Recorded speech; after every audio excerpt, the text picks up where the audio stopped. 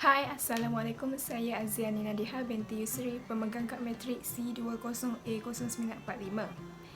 Untuk kajian ini, saya mengambil seni halus ukir kayu, iaitu pengenalan bagi seni halus ukir kayu ini ialah salah satu seni tradisi Melayu di mana pengukir akan menyobek permukaan papan atau bongkah kayu bagi mencorakkan sesuatu motif.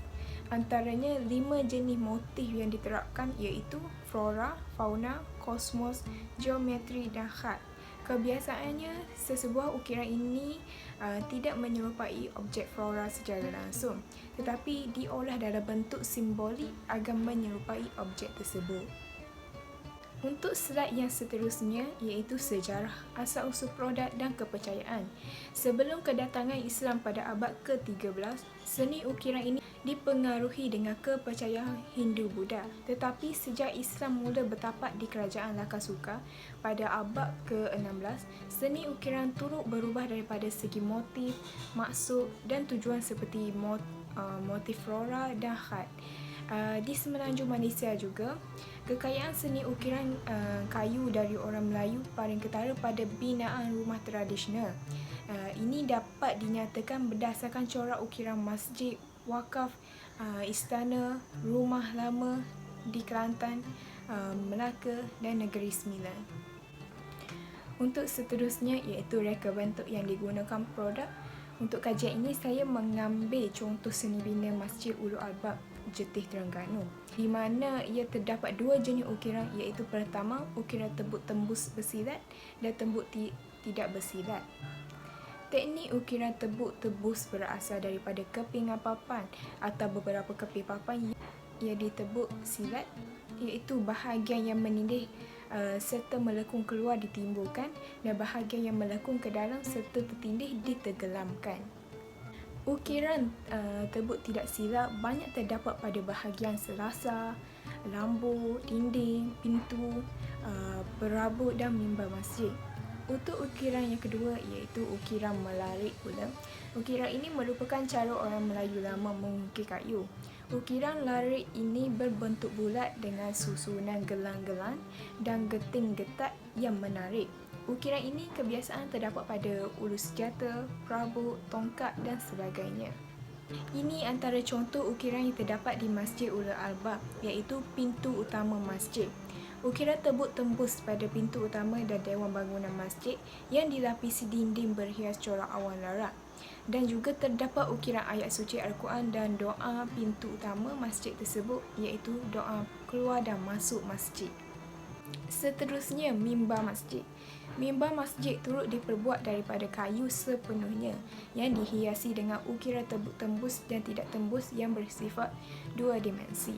Ketiga iaitu tangga masjid. Masjid Ulul Albab ini mempunyai 6 tangga utama. 6 kepada tangga masjid berkenaan dilakukan ukiran abstrak yang menggambarkan ombak dan penyu yang membawa masuk simbol perjalanan berona yang belum terhenti dan masih jauh. Yang terakhir sekali iaitu pagar kayu. Ukiran rarik pada kayu di ruang serambi juga berkonsepkan ukiran corak tenunan Songket Terengganu yang mana melambangkan negeri tersebut.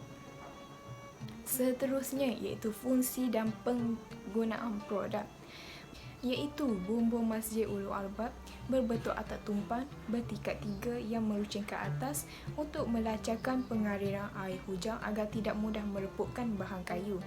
Yang seterusnya, ukiran tembus tembuk pada kekisi atap masjid maupun tingkap bertujuan memberikan pengaliran udara dan pencahayaan yang masuk ke dalam kediaman seperti di tingkap masjid.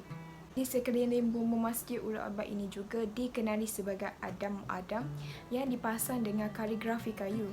Ia memacarkan ketinggian seni bina dan seni pertukangan Melayu klasik. Untuk slide yang seterusnya iaitu bahan dan proses pembuatan produk. Yang pertama iaitu pahat, berfungsi sebagai menebuk, membentuk corak dan membuang lebihan kayu. Yang kedua, ketam kayu, iaitu melicin dan meratakan permukaan kayu. Yang ketiga, tukur kayu untuk mengetuk pahat dalam proses pengukiran. Yang keempat, kiki pari untuk meratakan corak yang diukir. Seterusnya iaitu pisau wali untuk mengukir corak yang dikehendaki. Yang seterusnya iaitu pengapit yang berfungsi sebagai memegang dan mengapit kayu.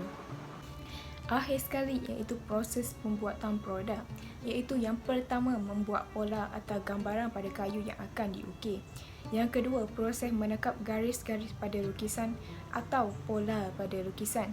Yang ketiga iaitu proses membentuk pahat pada motif batang, daun dan bunganya. Yang seterusnya iaitu yang keempat, proses membentuk garis pada motif batang, daun dan bunganya menggunakan pisau wali, iaitu membentuk garis pada kelekungan daun dan bunganya. Yang terakhir, proses yang terakhir iaitu merapikan dan membersihkan bahagian ukiran yang belum sempurna dan mengilatkan menggunakan shellac untuk kelihatan baru dan berkilat. Itu saja daripada saya. Terima kasih.